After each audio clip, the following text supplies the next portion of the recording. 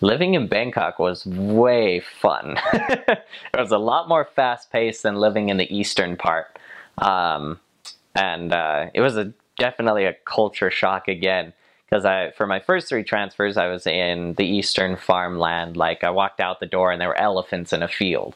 Like, it was awesome. But then I was transferred to a place called Bangkok, which is just on like the outskirts of the main city center of Bangkok. But we had to travel through there a lot. And at that point in time, I locked up my bike and I didn't touch it for three transfers. It's way too dangerous to ride bikes in Bangkok. The sidewalks are not cement sidewalks that we have here. They're more cobblestone or like flat cement tiles almost. It's really weird because they pop up because there's trees still growing everywhere. Like Bangkok is still a jungle. Because if there's a vacant lot, things will just grow. Everything grows in Thailand. That's just how it works. But usually we would ride in taxis. That was the cheapest form. Well, not the cheapest, but the most convenient form and cheaper form of transportation over there. And for instance, like from a moves meeting or something, you would open the trunk. They would open the trunk of their taxi and you could throw in your bike there. They would drape like a little thing over the side so it wouldn't scratch their taxi. And the other interesting thing is each color of taxi means something different. So like the yellow, orange, blue, and pink are all separate companies that own their own that own the taxi itself. But if you see a yellow and green one, that means it's a privately owned taxi. And those ones are the best ones to get in because they'll take you anywhere, whatever it is. And they're more honest than most of the other taxi drivers. There was actually a few members who drove a taxi on a regular basis just as their personal car. And whenever they wanted some extra cash, they would just throw on their little sign that would light up and it would say free, which means it's available. And like they'd be on their way to church, and that wasn't the best practice that they did, but they'd be on their way to church and they'd like drive a couple people places. But the worst ones to get into are the orange taxis, because they won't go more than one destination. So like if you need to make a pit stop at the church or something to pick something up, they will leave you. Like, you have to pay them, they will leave you, and then you have to walk back out to the main road and get a new taxi. I never understood that policy, because no other taxi company did that, just the orange taxis. But the cab drivers, it's actually a pretty cool opportunity to just talk to them about the gospel, because they're stuck with you. Well, first of all, and then most of them, they just love their families. Because that's their main source of income is the taxis. I mean, and it starts out at $1 and then goes up just a little bit at a time as you drive along. Like the most expensive taxi ride I ever went on was like $10. And we drove 45 minutes north of Bangkok for a P-Day to go see some ancient Buddhist ruins. And so that was a cheap ride. And most of the times you can negotiate it if you're going pretty far. You can negotiate the price and they won't turn on the meter. The more fun mode of transportation is something called a tuk-tuk, and that is a three-wheel, weird-looking taxi thing.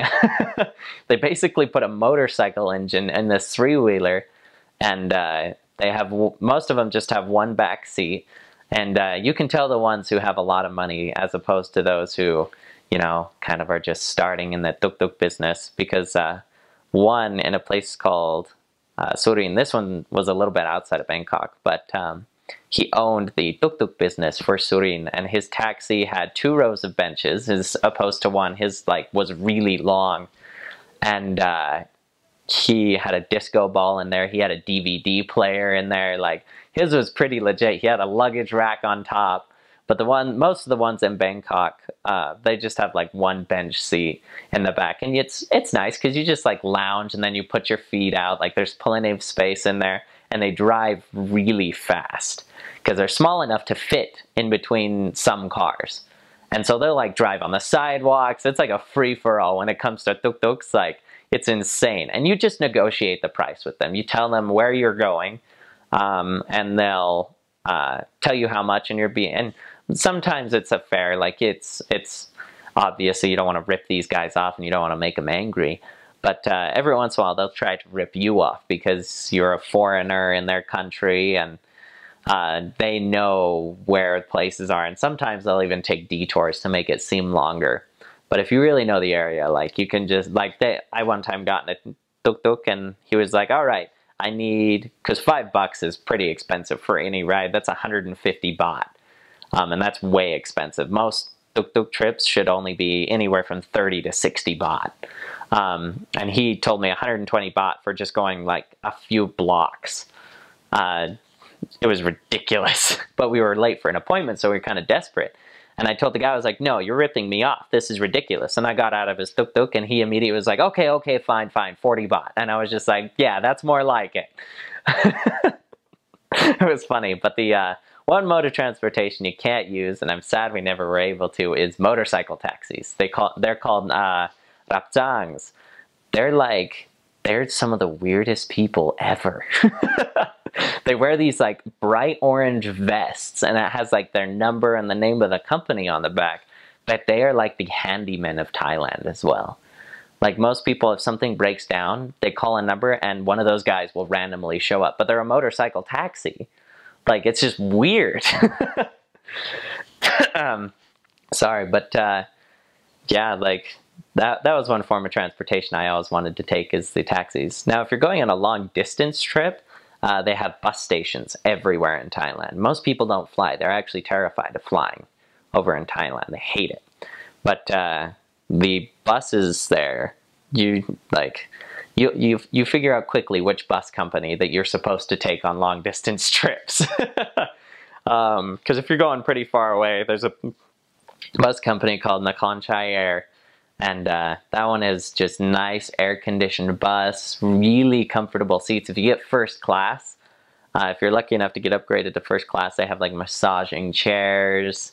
That's the way to travel in Thailand. But the Bangkok bus system is really complicated. And unless you've been in Bangkok for a long time, it's very difficult to figure out which bus to take. So most of the times you'll take taxis or tuk-tuks.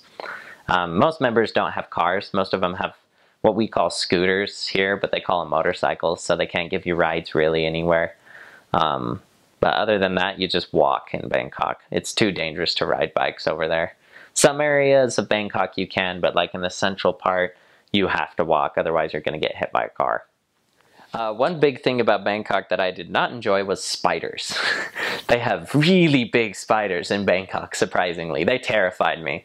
And the only way to, like, there's a special way. You don't want to squish those because they make a huge mess, to be honest with you. So you get bug spray and a lighter and go at them. And set them on fire. But that's the best way to kill them. Or there's a thing, it was really random. There's also another problem. You have cockroaches in Bangkok. No one likes cockroaches. That's just how it is. But there's a cleaner called duck over there. It's a very common household cleaner, but that will kill a cockroach so unbelievably fast. It's not even funny. Well, it is funny actually. But living conditions in Bangkok for missionaries was actually really nice. A lot nicer than it was out in the provinces in the east. We had very good apartments. Most everything is electric, so you don't have gas stoves. You don't even have a water heater, actually. That's all electric. What it does is the shower itself will run, the water will run over a hot coil that's heated by electricity. And it's way nicer than American showers, I'm not gonna lie. Because you get hot water instantly. There's no waiting. It's awesome. But yeah, living conditions in Bangkok were really, really nice. Food was accessible everywhere. The biggest thing over there is 7-Elevens. It's weird because you'll have like, there's an intersection that's famous in Bangkok. It has 4 7-Elevens on each part of the intersection. And it's, yeah, they're everywhere. So you have plenty of like grocery shopping and stuff to do. Fun places to visit while you're in Bangkok. They have an aquarium in one of the basements of one of their skyscrapers. It is significantly hotter in Bangkok because it's just like a giant oven because it is a huge city. But it's a weird dynamic as well because you'll have like these skyscrapers and then in between them like these tiny little neighborhoods of wooden shacks that people will live in. Like just the poorest of poor. Yeah, and in Bangkok, it's very diversified. Most of the country is Buddhist, but in Bangkok, you get a lot of your Christians, a lot of Muslims, and then you get into your Buddhists. A lot of Indians actually come over there as well, so there's a lot of Hindu influence in Bangkok. And of course, that's where the king spends most of his time. So it's interesting because they will shut down the road if any member of the royal family is coming through. So there's frequent traffic jams in Bangkok. The traffic is horrendous. If you're trying to get anywhere in a hurry in Bangkok, you better take the SkyTrain or walk. But they do have a cool river system that missionaries are allowed to ride on boat taxis. Those are really, really fast, surprisingly, as opposed to traffic and stuff. There's one celebration per year, and this is part of a cultural thing too. They call it the Water Festival, and it's the Thai New Year, and that's their biggest celebration. The country shuts down, officially shuts down for 3 days, and it's a giant nationwide water fight, and it really is just awesome because there's no moving, and it's very hard to proselyte, to be honest with you. Well, and P-days are Monday, so it's Monday, Tuesday, Wednesday when they have this thing.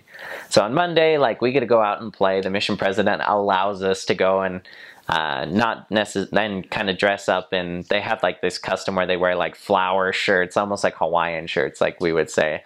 And we're allowed to wear that, shorts, sandals. We have to have our name badge on, but we're allowed to go out and play in this water fight. But the entire country will shut down, and Bangkok is the worst at that time because it's just terrible. And then after Monday, you're supposed to go out and proselyte, but people are constantly throwing water on you. Like, you have little pamphlets in your shirt pocket or your planner, and they get soaked. It's just awful, but it's way fun. Yeah, just extreme. It's almost like a hot version of New York when you go into Bangkok, and it's just a massive city. There's one tower. It's the tallest building in Thailand. It's called Bangkok Tower, and you go to the top of that, and it is truly remarkable just to look, and you can see buildings and skyscrapers just for miles until you see the airport. The pollution in Bangkok is pretty bad. It's funny because at moves meetings, you can tell who's been in which area the longest. Those in the east, their shirts are yellow from sweat and stuff. Those in the north, they're all nice and clean because they're up in the mountains where it's nice and cool. And in Bangkok, their shirts are gray because of the pollution. It gets pretty bad. So yeah, that was like I said, our living conditions. I remember living in a condo. That was way nice. Like, we had a gym in our condo complex.